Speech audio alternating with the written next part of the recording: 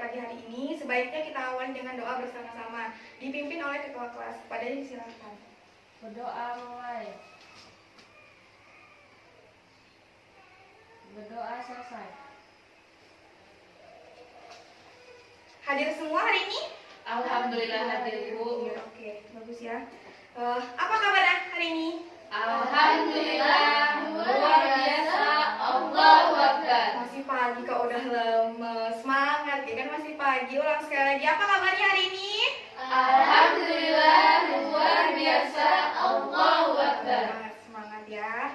Oke, pada pagi hari ini kita masuk ke bab baru ya. Setelah yang lalu kita udah selesai bab yang lalu, hari ini kita masuk ke bab baru. Udah ada yang tahu hari ini kita akan belajar apa? Belum. Minggu lalu Ibu belum bilang ya? Belum, kayaknya belum. Hari ini kita akan belajar tentang sistem koordinat. Ada yang sudah pernah mendengar apa itu sistem koordinat? Dengarnya udah, Bu. Tapi Iya. belajarnya, Bu. Apa yang kira-kira kalian ketahui tentang sistem koordinat? Pusat ya, Bu ya? Pusat? Ya, bisa. Ada lagi? Titik bisa. Ayo Anissa? Garis. Bisa. Ya, sip. Kita nanti akan belajar ya tentang titik, tentang garis. Ya, kita akan belajar itu.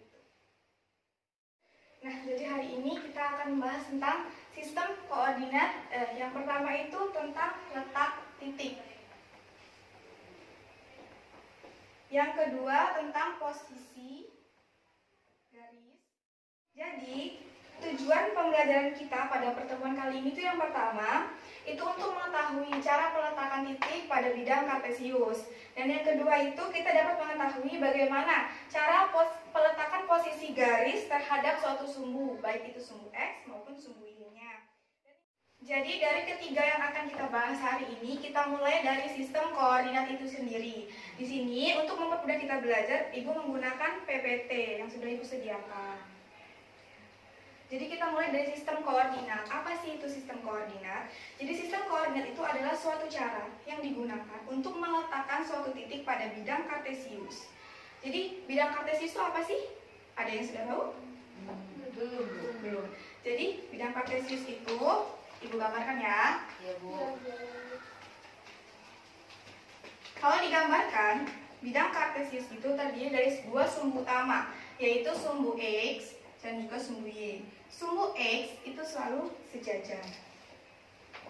Jika kita menggunakan media, di sini Ibu juga ada media pembelajaran untuk mempermudah kita, karena nanti di dalam bidang kartesius ini terdapat komponen-komponen yang harus kita ketahui. Di antaranya seperti sumbu, seperti kuadran, peletakan titiknya. Jadi di sini Ibu akan menjelaskan dengan menggunakan papan ini agar memudahkan kita untuk belajar.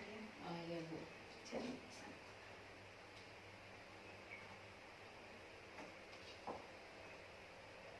Jadi yang pertama itu ada sumbu X. Sumbu X itu di dalam bidang koordinat kartesius itu disebut dengan absis. Absis itu adalah suatu garis bilangan horizontal yang nilainya semakin ke kanan itu akan semakin besar dan bernilai positif. Sedangkan semakin ke kiri, sebaliknya nilainya akan semakin kecil dan bernilai negatif. Selanjutnya, selain ada sumbu X, dalam bidang koordinat kartesius juga ada sumbu Y, yaitu sumbu vertikal atau sumbu yang tegak. Nilainya dari atas, semakin ke atas nilainya akan positif dan semakin besar, sedangkan ke bawah nilainya akan semakin kecil dan bernilai negatif. Selanjutnya, selain sumbu utama yaitu X dan Y, kita juga akan membahas titik pusat. Jadi dalam bidang koordinat kartesius itu memiliki titik pusat yaitu di tengah posisinya, yaitu 0,0. Juga di dalam bidang kartesius, ketika kita ingin menyebutkan suatu titik, itu menggunakan simbol X dan Y. Kenapa harus X dan Y? Karena sumbu yang digunakan selalu X dan Y. Seperti itu ya. Oke, selanjutnya yang akan kita bahas adalah garis sejajar. Kenapa sih dia dikatakan garis sejajar? Apabila kedudukan dua buah garis pada bidang datar tidak mempunyai titik potong walaupun kedua garis diperpanjang. Misalkan seperti di sini. Ada dua titik di sini sama di sini misalkan. Kita tarik garis, kemudian kita panjangkan garis sampai ke bawah. Ketika dia tidak memotong suatu sumbu, Di sini kan misalkan di sini sama di sini. Ketika kita tarik garis ke bawah, tidak akan pernah memotong sumbu Y. Berarti dia sejajar dengan sumbu Y. Seperti itu. Itu yang dikatakan sejajar. Selanjutnya adalah garis tegak lurus. Dia dikatakan sebagai garis tegak lurus apabila garis tersebut berpotongan pada suatu titik dan dia menghasilkan sudut 90 derajat atau siku-siku. Misalkan, sama, lagi-lagi di titik ini misalkan, dengan titik ini. Kita tarik garis, kemudian kita panjangkan, dia berpotongan dengan sumbu ini, kan menghasilkan sudut 90 derajat atau siku-siku. Nah, itu yang disebut dengan garis tegak lurus. Yang selanjutnya adalah mengenai kuadran. Jadi, di dalam bidang kartesius itu terdapat 4 kuadran. Dimulai dari kuadran 1, kuadran 2, kuadran 3, dan kuadran 3 dan kuadran 4. Dalam bidang koordinat kartesius selalu dibagi menjadi 4 kuadran. Di kuadran pertama, nilai X-nya selalu positif dan Y-nya selalu positif.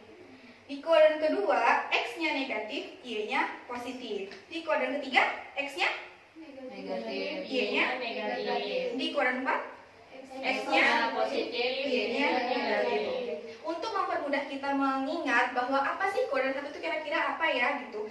Kita cukup menghafal 2 kuadran saja, yaitu kuadran 1 sama kuadran 2. Ketika kita sudah menghafal kedua kuadran ini, maka kita akan ingat karena kuadran 1 ini merupakan kebalikan dari kuadran 3 dan kuadran 2 itu kebalikan dari kuadran 4. Jadi misalkan kita hafal kuadran 1. Kuadran 1 itu nilainya apa? X-nya positif, Y-nya positif.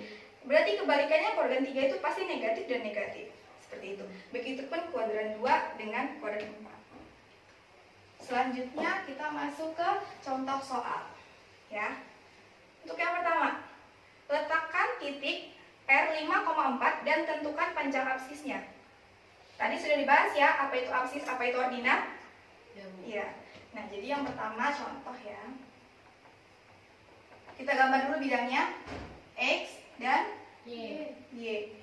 Titiknya di 5,4.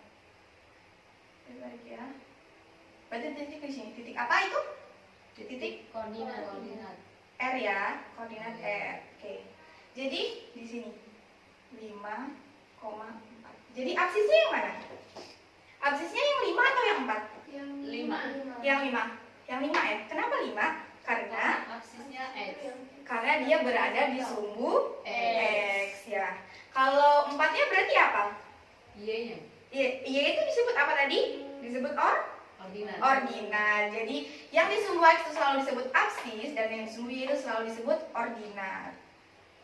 Masuk yang kedua ya. Udah paham sampai sini? Mengenai absis dan ordinat? Oke, nomor 2 ya. Diketahui titik K 4,3 dan L minus 5,3. Jika kedua titik tersebut dihubungkan, tentukan posisi garis terhadap sumbu X.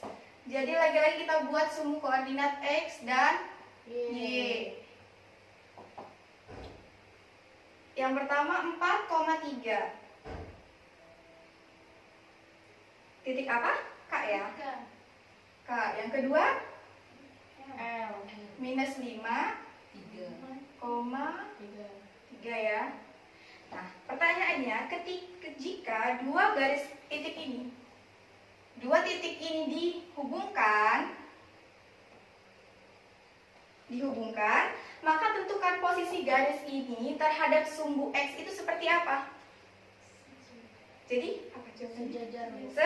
Sejajar. Mengapa sejajar? Karena ketika dia dipanjangkan, tidak akan pernah memotong sumbu X. Seperti itu ya. Lanjut yang ketiga. Contoh soal yang ketiga. Diketahui, lagi-lagi kita buat bidangnya, yaitu X dan Y. Titik A 2,4. Titik B minus 1,4 ya. Terus titik C Ayo disebutkan titik C. Titik C-nya -1,0. -1. Oh, di sini ya, -0 kan berarti titiknya di sini karena dia 0. Selanjutnya 2,0. X-nya 2, Y-nya 0. Berarti titiknya di sini ya. Ya. Iya. Dari keempat titik tersebut jika dihubungkan maka akan membentuk bangun. Ayo siapa ada yang tahu? Jika titik 4 ini dihubungkan akan membentuk bangun Persegi. persegi. Ya, benar sekali.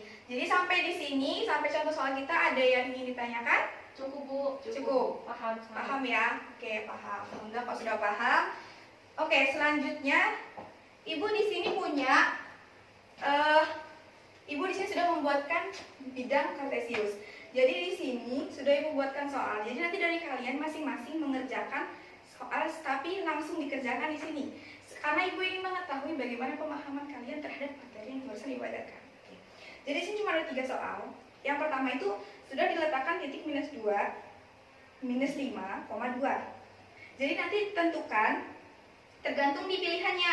Di sini misalkan ada pilihannya nih. Ini ordinat kan di sini terlihat ordinat. Nah, ordinatnya itu yang mana? Yang -5 atau yang 2? Dipasangkan seperti itu. Terus titik 0,-4 itu berada di mana? Ditempelkan juga. Selanjutnya, di sini ada pilihan 2, ada kuadran 2 dan kuadran 1. Di dalam titik ini di kuadran berapa gitu maksudnya? Apakah di 1 ataukah di 2? Jadi kenapa Ibu kasih 2? Di sini Ibu ingin menguji pemahaman kalian. Apakah kalian benar-benar paham ini berada di kuadran mana? Seperti itu. Jadi Ibu bagikan dulu ya. Ibu kasih waktu kira-kira 1 menit untuk kalian mengerjakannya. Ini Anissa, Julia, Megan, sama Anissa. Oke, coba dikerjakan ya. Cuma 3 soal, nggak susah. Kalau kalian tadi mendengarkan penjelasan Ibu, pasti kalian paham. Oke, ayo jangan ada yang contekan ya. Ya, kalau koordinatnya 0 di mana? Ya tadi sudah dijelaskan.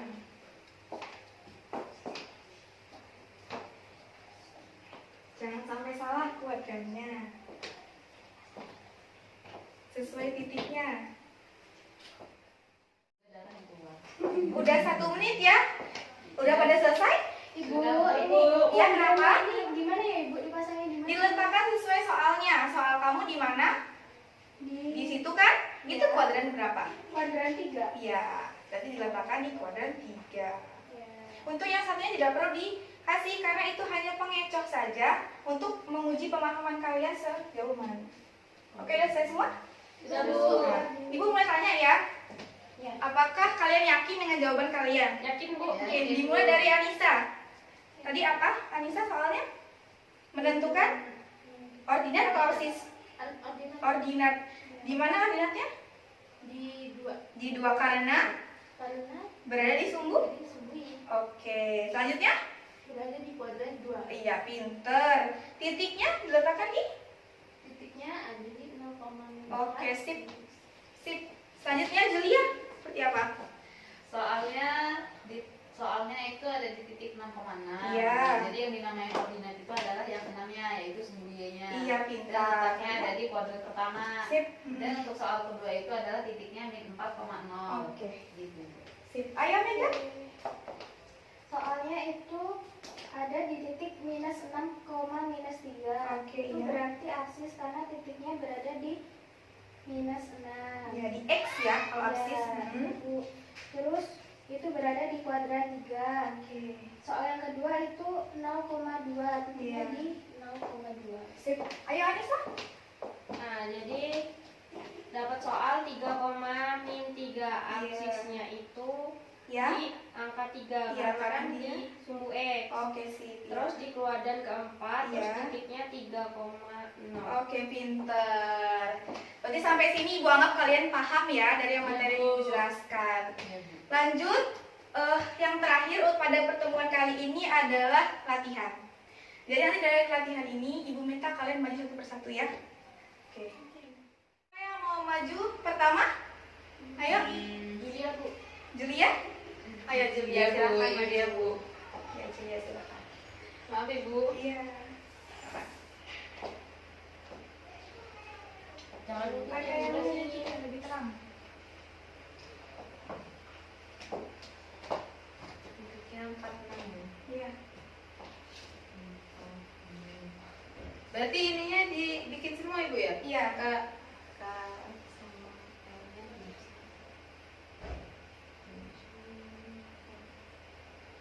Ini tadi 4 sama ini.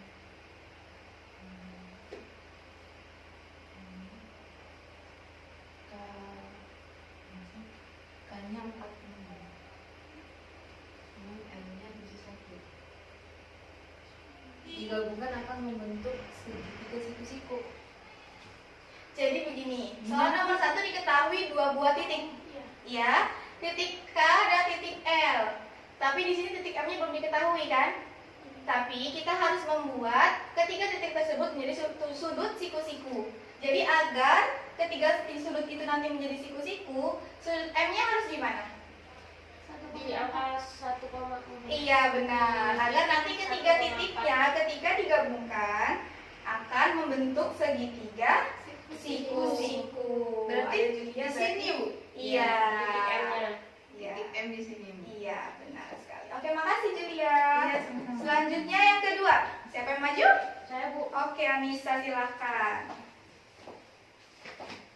Tentukan absis dan ordinat dari titik M. Wah, kita sudah belajar tadi. Titik M itu berapa? Koma berapa? Titik M sama dengan 4,1. Iya, benar. Absisnya? Ini absis, yang ini ordinat. Oke, sip Anissa, terima kasih. Oke, yang ketiga ada yang mau coba? Ayo, Anissa tuh. Siapa? Anissa, oke, Anissa silakan.